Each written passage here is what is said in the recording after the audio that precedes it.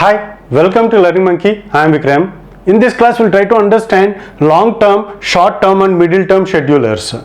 So the detailed explanation about process state diagram has already been explained in our previous videos. If you haven't watched that video, please watch that video and come back here. Every video on our channel is going to be a part of entire course or a playlist. Our suggestion is to follow the entire course so that you can have better understanding of the concepts. The link for the playlist is provided in the description below. Let's start our explanation with long-term scheduler.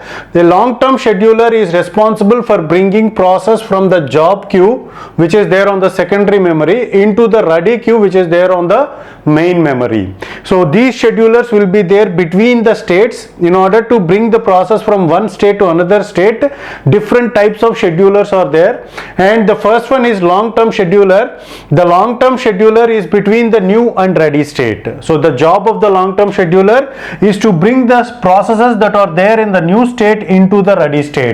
So which is what we call it as job queue into the ready queue. So job queue into the ready queue. From the pool of processes, the long-term scheduler is going to bring the processes from the new state to the ready state. So that is what we call it as a long-term scheduler. So about the what is this queues means, so the processes which are there in any of the state, any state will be there on the queues. Okay, so this is what we call it as job queue, and this is what we call it as ready queue. Okay, so now whenever there are some processes in the new state, so that processes has to be, we are going to bring the process onto the ready queue.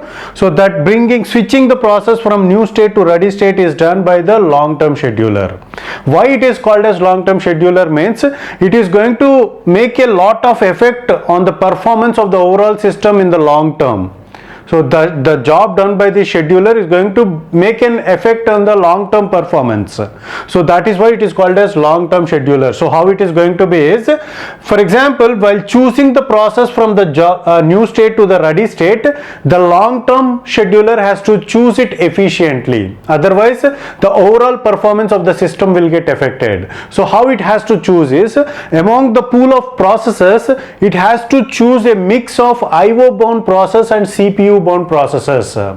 So the processes that are there in the new state will be it will be of any kind. It may be IO bound process or it may be a CPU bound process. About the discussion about IO and CPU bound processes has already been done. Okay, so from those pool of IO and CPU bound processes, the scheduler has to pick a mix of IO bound and CPU bound processes onto the ready state. Why means, for example, if the scheduler has selected only IO bound processes onto the ready state, so then the overall efficiency will go down. Means, so the processes will be immediately moved to the waiting state and the CPU will sit idle for longer period of time. If the scheduler has selected only CPU bound processes onto the ready state, the CPU will be very much busy and the wait state will stay empty. Okay, so that is the reason why we have to select a mix of IO bound processes and CPU bound processes. So that is what we call it as, that is the job of the long-term scheduler, to bring the processes in the new state to the ready state. The next one is, and it is also called as job scheduler. Okay, the next one is short-term scheduler, is to schedule the processes from the ready state to the running state. So it is called as short-term because so the scheduling of the processes is very fast. Because as if it is a preemptive scheduler, scheduling is done preemptive, means time bound.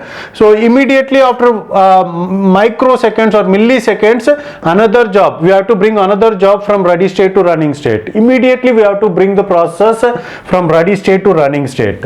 Okay, so the short-term scheduler is having very short time for it to make the decisions and bring the process from the ready state to the running state.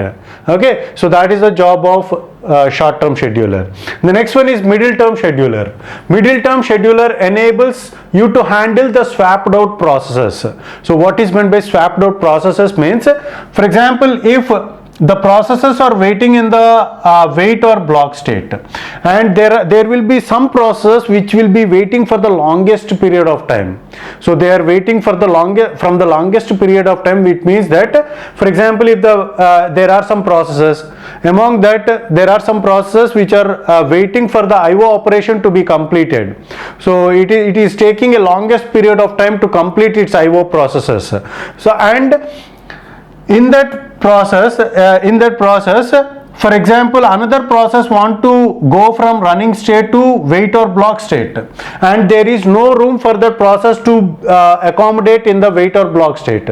Now what happens is, what we have to do is, among the processes which are waiting for the longest period of time, the middle term scheduler will bring those processes into suspend wait.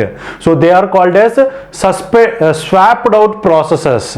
Okay, so they are called as swapped out processes. About swapping we have discussed in our previous video. Okay, so the processes which are waiting for the longest period of time, we are going to bring those processes into suspend wait state. Okay, we are going to bring those processes in the main memory into the secondary memory. So that is the job of the middle term scheduler. Okay, it is going to maintain the degree of multi-programming. The job middle term scheduler is going to maintain the degree of multi-programming. Okay, so this is all about long term scheduler, short term scheduler and middle term scheduler. Hope you got the clarity on this concept. Thanks for watching. If you haven't subscribed to our channel, please subscribe to our channel and press bell icon for the latest updates. And if you have any doubts regarding this concept, please post your doubt in the comment section below. And if you feel that this video is helpful to you, please give us a like symbol and please share this video with your friends so that they will also get benefited. Thanks for watching.